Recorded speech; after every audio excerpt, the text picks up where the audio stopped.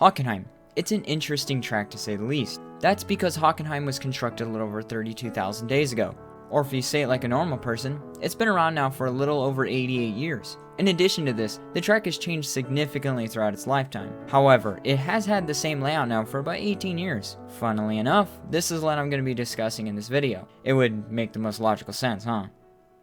Did you know the current layout of this track is exactly 16 corners? Well, it's definitely 15, but let's not go there. This is exactly why I don't read Wikipedia. I just keep reading and reading.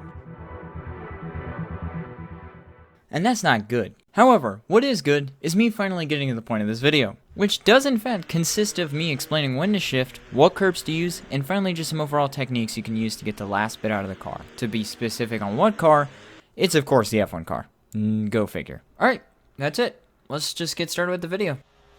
At Hockenheim, I'd say the first thing to do before you start your lap is to get a great exit out of the last corner. Okay, now the lap starts.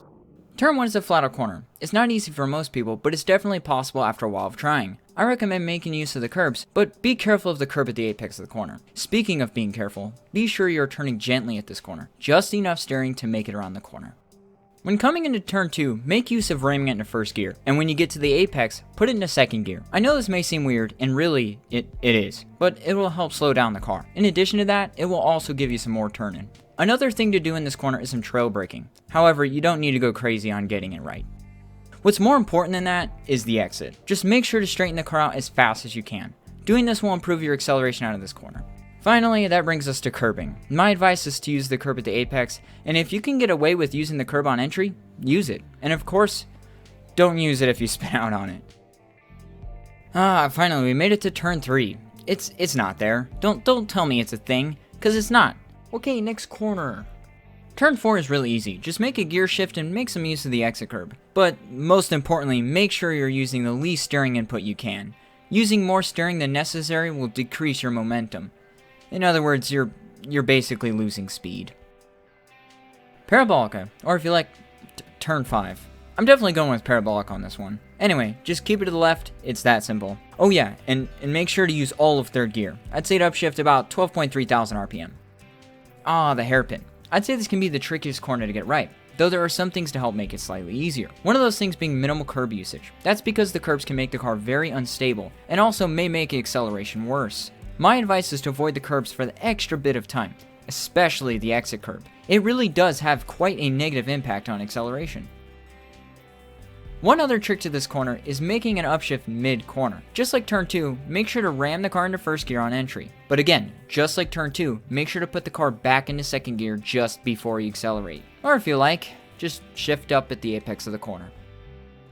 Turn 7. It's a slight bend to the right. It's really that simple. Just like parabolica, it's just about the shifting. But this time, make sure not to shift at all. And of course, that means to hold it in third gear up until turn 8. I know it may seem like shifting up to fourth might be faster, but really, it's not, so keep it in third gear.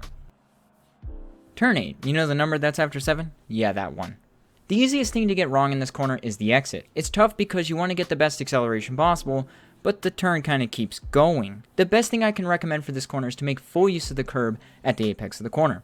And also make sure to only shift down to second gear. That's because using first gear will make it difficult to retain speed throughout this corner. Last but not least, avoid the exit curb. It will hinder your acceleration, or worse, you'll spin out. So don't use it.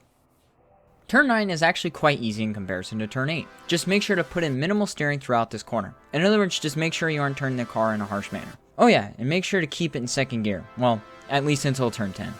Turn 10. At this corner you might need to use some exit curb. As far as I'm aware, the exit curb to turn 10 is not a bad thing to use, but if you don't want to use it, just make sure to be on the left of the track through turn 9. But of course, just like turn 9, use the least steering possible. I've probably said to use minimal steering a lot in this video, but really, if you're using a controller whilst driving this car, it's really easy to input too much steering. So my advice, if the corner has no lifting off throttle, make sure to use the least steering you can get away with.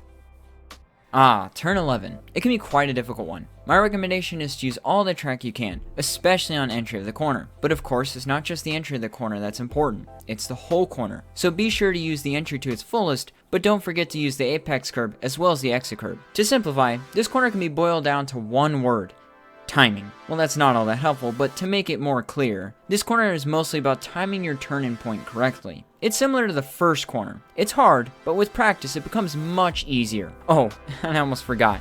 This corner is supposed to be taken in 3rd gear, all the way up until turn 12.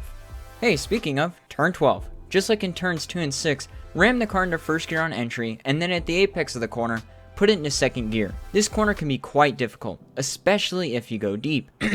Vettel. The curb at the apex of this corner is rough, so make sure to get near it, but don't touch it. However, this is not true for the exit curb. I like to use it, but of course it's not necessary to use. To simplify this corner, it's really just how high you hold your apex speed and how well you do on your exit. So focus on holding speed throughout the corner and make sure to get a good exit.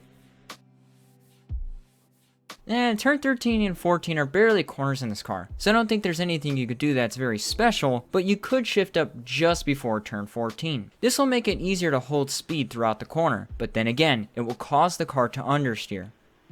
Turn 15. The tricky thing with this corner is that turn 16 is heavily affected by how fast you exit here. To describe this corner simply, it's just about holding as much speed as you can. My best advice is to hold it in 3rd gear throughout turn 15 and 16. Whilst trying to make 2 corners feel like 1. Turn 16 is difficult. That's because it's so easy to go wide. Keep in mind, acceleration out of this corner is very important, so make sure you're getting the best exit possible. For me, that means to make minimal usage of the apex curb as well as the exit curb. Furthermore, like the corner previous, it's about maintaining speed. If you're trying to get the best single lap possible, the last thing to do is hold it in 3rd gear until the finish line. Keep in mind the next lap will be hindered by doing this. So maybe don't do in a race, but when hot lapping, go for it. And of course, the gain you get from holding in 3rd gear is minimal. I'd say about 50 milliseconds. Take that with a pinch of salt because I ran out of time making this video, and really, I don't have any time to check the validity of 50 milliseconds. Speaking of no time, that's it. That's the track guide for Hockenheim. This video is so very late, but hopefully it was helpful to some. And as always, thanks for watching.